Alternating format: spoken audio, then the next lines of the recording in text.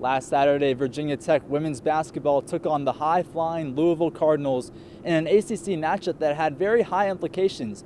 But that wasn't the only storyline from last Saturday's action. Liz Kitley saw her 33 be raised in the rafters and etched into Virginia Tech women's basketball history forever.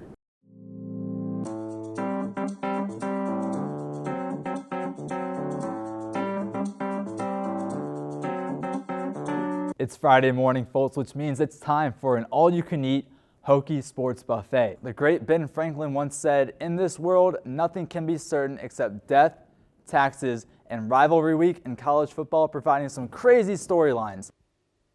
This season for the Virginia Tech men's basketball team can certainly be likened to that of a roller coaster. We've seen ups, downs, and a bunch of entertaining twists and turns.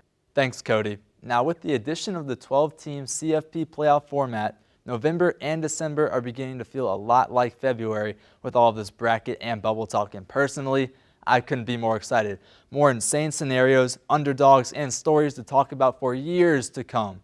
Now, let's take a walk across the track and over to Tech Softball Park, where the story remains the same. Nobody can hit against Emma Limley. Despite technical difficulties pre-launch, the beginning of the ride was smooth as ever. Easy wins against non-con opponents Delaware State and USC Upstate, plus a close 58-52 victory against Winthrop saw this young, transfer-filled team get off to a 3-0 start. Now you may be wondering, why is there a giant map of America next to me? And no, this isn't a geography lesson, so put those pencils down, but do pay attention.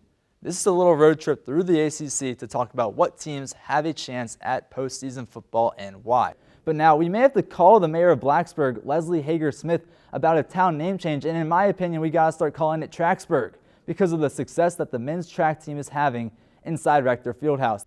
Now, have you ever been on an amusement park ride where it's designed to hang at the apex right before the big drop? That's how this next stretch felt for a lot of Hokie fans. A 6-game losing streak ensued, headlined by the loss at home to Jacksonville University.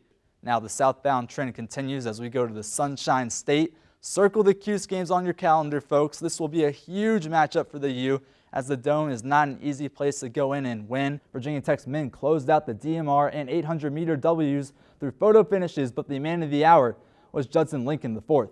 The junior captured not one, but two ACC titles in the 200 and 400-meter dash. His monster day was enough for Tech to edge out UVA for the ACC title. That loss and a couple other close ones, including a 64-59 home loss to Pitt, left fans on the front row of the car with their feet dangling, waiting for a win. Well, they finally got what they wanted.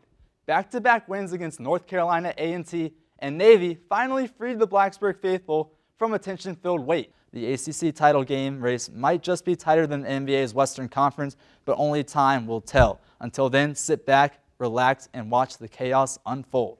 Guys, Virginia Tech pulled out a win for the ages to secure their first conference win of the season.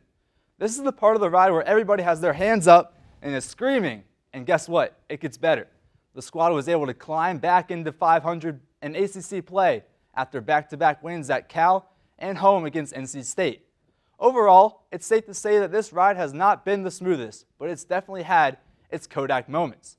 With 8 more conference games and possibly a trip to Charlotte, the Hokies could still possibly loop-de-loop their way into bonus basketball. Guys, what a game in Blacksburg, an 87-84 victory, Rob. The Hokies take it on senior night. And let's talk about the seniors first. Matilda Eck, 21 points, and Rose Mishaw went 5 for 8. She had a good night too. Matilda Eck just took over, and the Hokies won by 3. She shot over 75% from the field. A good way to leave her mark in her last game in Blacksburg. Let's shift to the other side. The Cal Golden Bears, led by Iona Kermili and Marta Suarez with 20 points. And she stepped up in that first quarter and really carried on the rest of the way.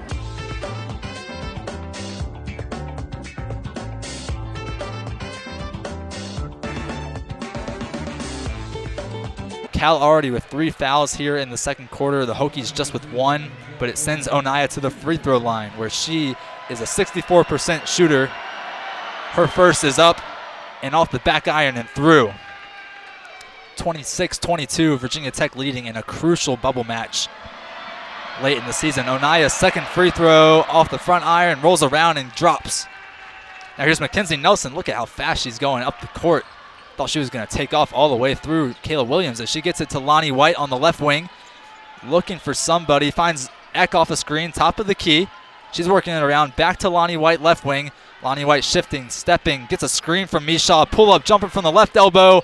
Off the iron. Rebound. It's not going to happen because it's going to be an offensive foul on Rose Misha, and it'll go Cal's way. Mishaw's got to be careful. That's 2 back-to-back fouls, and now with 2 fouls in the second quarter, she'll be taken out for Cal Peterson. Smart idea there from Megan Duffy as they put in Peterson, the freshman from Waupun, Wisconsin.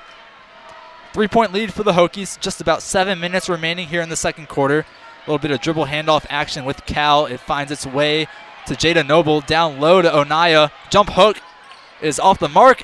Last touch by Cremili, and it'll be Virginia Tech ball underneath their own basket. Already going at Onaya without Misha there. Yeah, and it makes sense. I mean, Misha is really the only strong center presence other than Ramaya White for Virginia Tech, so if she's not on the floor, why not go to your big girl? Here's Eck, the senior, driving and off the backboard, gets it to go. 5-point lead, 28-23. Virginia Tech leading with under 6:40 remaining. Here's Williams driving to the rack. Finds Twydale for another corner three, and it's another make. Lulu Twydale is in fuego. Now here's Mackenzie Nelson. Finds Karis Baker top of the key. What a first quarter she had. Gets it over to Lonnie White.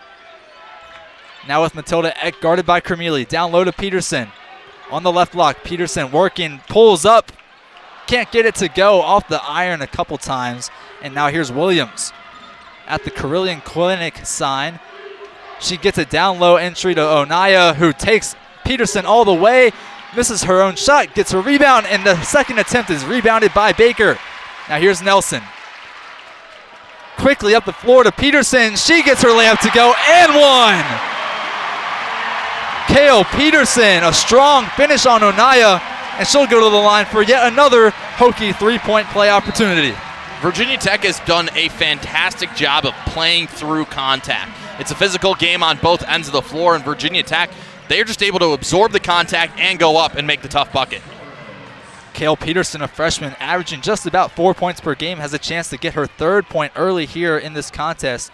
A 78% free throw shooter, and she will have the ball in her hands in just a second. She spins the ball, bounces it a few times, puts the ball up and down. She completes the three-point play as well, and the Hokies lead by 5, 31-26, 5:50 remaining in the second quarter. Here's Cremili, guarded by Lonnie White. Now with Twydale, she's driving on Karis Baker, off the glass and no good. Now Wenzel has a chance to break. Hokies have numbers as Twydale slow to get back up the court. Peterson takes it down the lane.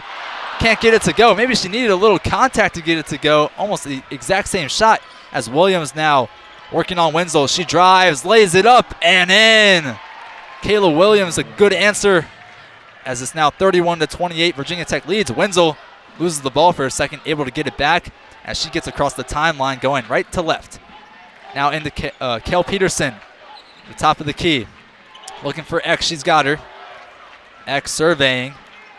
Looking, finds Kale Peterson. Back out to Wenzel with the chest pass from Peterson. Wenzel working on Suarez. That's a mismatch. Wenzel step back three off the mark. And it will roll out of bounds. Cal ball, 4:55 remaining, and that'll take us to a media timeout. Hokies leading 31-28.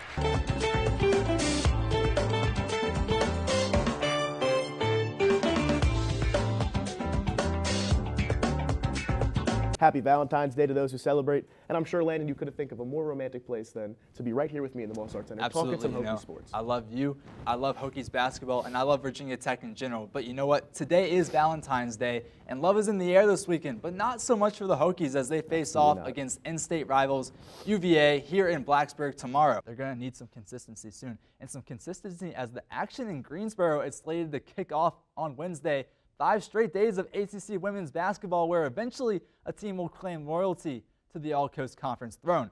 What teams have the best chance of a crown atop their heads on Sunday? Our very own Pierce McKnight has the answer. Pierce? It's a big game for both teams. You know, UVA doesn't want to get swept. Virginia Tech wants to sweep UVA, something that hasn't happened in a very long time. I think they can do it.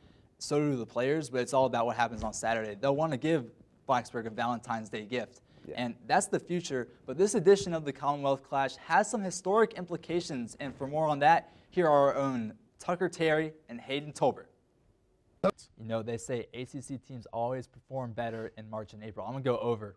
Duke, I think, will for sure make the Final Four. I think they're going to be the only men's team for the ACC making the Final Four. But then you look on the other side, you've got Notre Dame, Florida State, NC State, Louisville.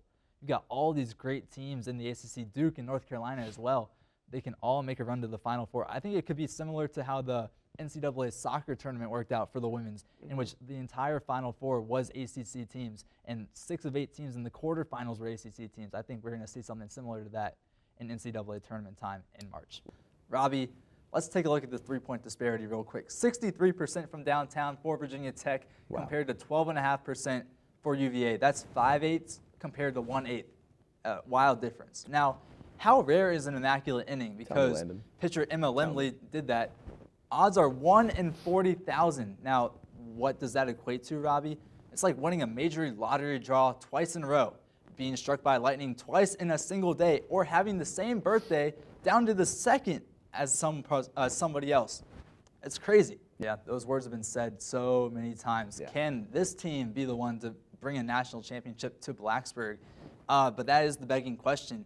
And for more on that and for more on a huge weekend in Baton Rouge, here's our own Sophie Anderson.